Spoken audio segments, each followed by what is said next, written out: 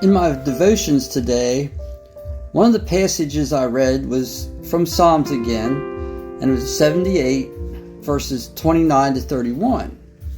They ate and were completely satisfied, for he gave them what they craved. Before they had satisfied their desire, while the food was still in their mouths, God's anger flared up against them, and he killed some of their best men.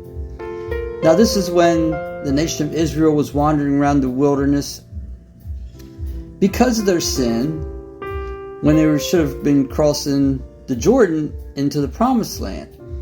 And they were grouching and complaining about what God was feeding them. God was providing for them. They were not going hungry. They were not starving.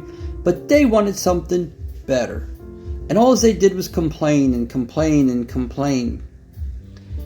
And they acted like God wasn't doing his job. And so he gave it to them. He gave them the manna from heaven. He gave them the birds, the meat to eat, till they had all they could possibly eat.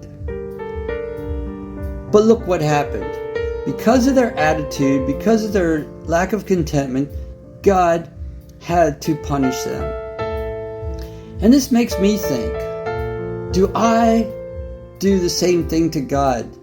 You know, when I pray for something and he either says no, or he provides in a different way, or does something a little bit different, do I grouch and complain because I didn't get exactly what I wanted?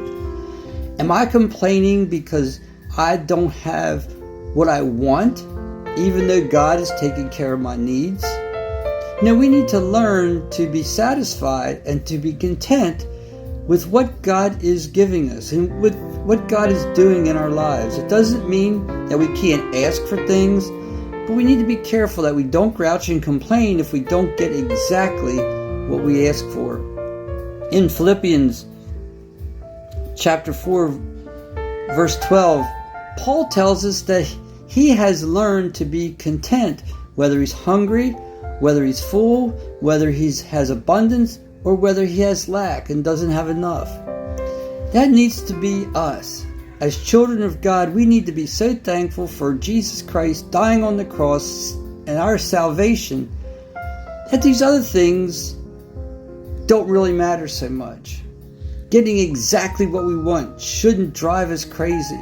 We should love God enough. We should learn that God is God.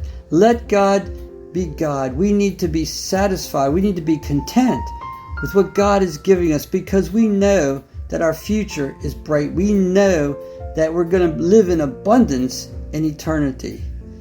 Let God be God.